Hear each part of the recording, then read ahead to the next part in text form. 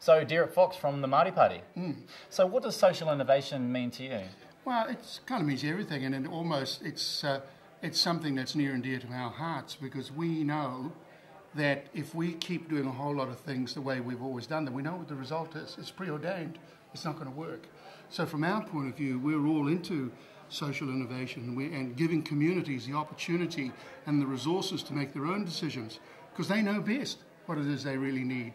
And I think in this time of recession, that's even more important. It's a question of, we heard our guest speaker tonight talking about the fact that pouring money into car firms that can't make a decent car that anyone wants to buy anyway, or into banks who've already buggered it up for the rest of the world, doesn't make sense. You need to start at the bottom. And so that's why tonight I thought was a very, very good night.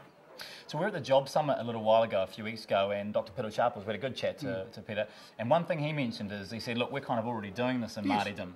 And so maybe what's the perspective from Māoridom when it comes to communities and having distributed communities looking after themselves? Well, it's everything. It's the whole question of whānau. If you've got a whānau that looks after itself, and then the greater whānau moves on to the hapu, and they look after hapu affairs. And then if you go further to the iwi, and then you've got a collective of iwi who are working together.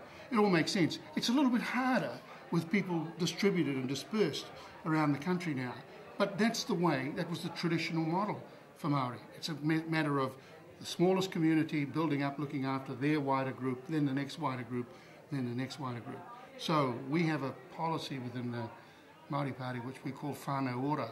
And whānau ora means a healthy family. And if you think about the things, what makes a family healthy? Of course, it's their health, but it's also whether they have a decent place to live, whether they have enough money to buy enough good food to feed themselves, or whether they can grow good food to feed themselves. If they're doing that, then they're able to go to school and be better educated. If they're better educated, then they're better equipped to go out and face the world. And if they do that, then they're going to enjoy good health because they're living in a better environment. They're not going to get into trouble. They're not going to get into the criminal justice system, and we're going to live in a better country. So for us, social innovation, whānau ora, it's all the same thing.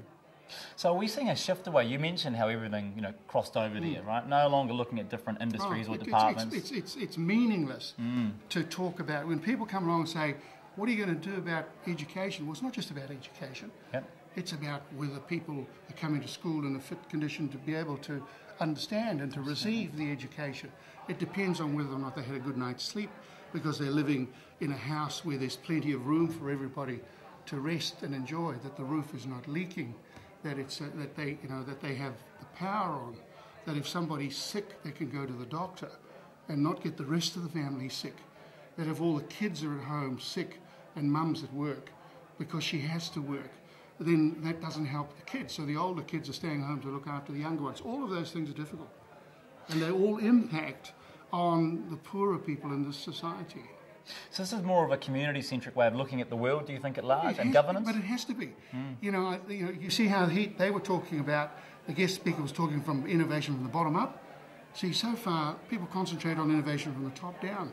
Yeah. And I work with the Māori Party in Parliament, but, Parliament doesn't have all the answers. The answers are actually out there. They're north of Rimutaka and south of Bombay. That's where the answers are. And so it's a matter of communities saying, what does this community really need? Well, this community needs a damn good water supply, or there's a community up at Bridge Power been about water since before Christmas. And so you've got all these difficulties. And so they need good health services, but they need proactive health services.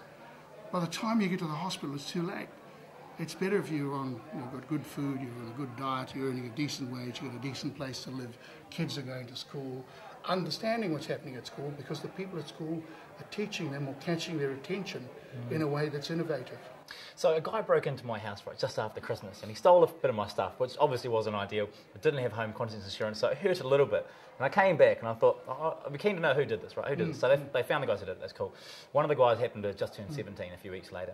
So I went along to the family court hearing, and I just wanted to really connect with him and his family. And when I kind of did, I thought, I know what the idea is. The opportunity here is to take this person under my wing. As someone who's an entrepreneur, has my own business, my own standing in the community, can bring them in, spread their love with my team, and give them a chance after a few months and see if we can't stop them ending up in Rimutaka. So since that, he's had one night in Rimutaka, right, doing a couple of things. But hopefully, we're on a path to seeing an outcome. But you're absolutely right, because they had the crime summit, as you know, drivers of crime. But what did we find out? We found out that if people were poor, they didn't have a decent home life, they didn't have a decent place to live, they were sick, they didn't have a job. What do? They committed crimes. Absolutely. They started petty crimes. They started pinching that and burgling. You know, I've been burgled. It's not very nice. Sure, eh? It's awful feeling that someone's violated you and your place. You know, I don't like it, You know, when I found out, it was a 16-year-old kid, and I could sit there next to him, have a chat to him, right, and his family, right? Any of my fears obviously had gone, they're completely allayed, and I thought, let's just look at how this actually happened and what we can do to turn this around. And I got to thinking, I thought, how many people are there that are 16 right now who have been committing crimes, who might be just about to topple over at 17? Let's get the exact number of them and start farming them out possibly to businesses and getting them into work. Well, I listen to the radio a lot, because I drive a lot, so I listen to the radio a lot, and I heard this woman who'd worked in, she worked in prisons for 20 years. And in her view, 80% of the people in prison shouldn't be there. You know, they got problems, you know, they're poor or they're alcoholic, and why they're alcoholic? Because they're poor. Why they're on drugs? Because they're bloody poor, and they think that that's the way of dealing with what it is that affects them. You know, maybe 20% should never be let out, or 10%, 5% should never be let out of jail. And that's right too. I'm not saying everybody should be out on the street. But again, I heard someone talking about this guy. He was a businessman. He said, I hated school, couldn't wait to get out. He said, you know, for people like me, school shouldn't be about going there and sitting and learning about some joker who got shot in the eye with an arrow at a place called Hastings in England. What the hell's that got to do with my life? But I would have been interested, this guy said, to go to school, and just as they're talking about there, to go and learn things with my hands. Go and learn. You know, not everybody reacts to being going and sitting in a classroom for 8 hours and learning things. That's not how a lot of people learn. People learn through their hands. So Derek, how did you get into politics? What sparked the line? Is it because you spent time in the community and you wanted to have a go here? I don't think of myself as being involved in politics. I started as a journalist. I live in a very remote part of the country.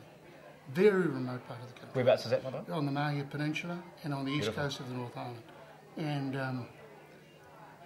I was very lucky. At school, I struck a couple of guys who captured my imagination and captured the imagination of other kids in my time. And so I can go through Wellington here and show you kids that I went to school with. All fantastic. Because these guys captured our imagination and got us interested in learning. It doesn't happen for everybody, I know that. So I then became a journalist, and I worked for over 40 years as a journalist. So I saw a lot of things. I covered Parliament.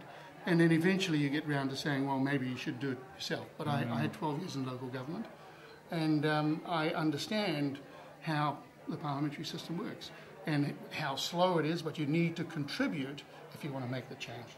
Great to have you involved, Derek. Thank you for having me. Thanks a lot. Thank you Cheers. for having me.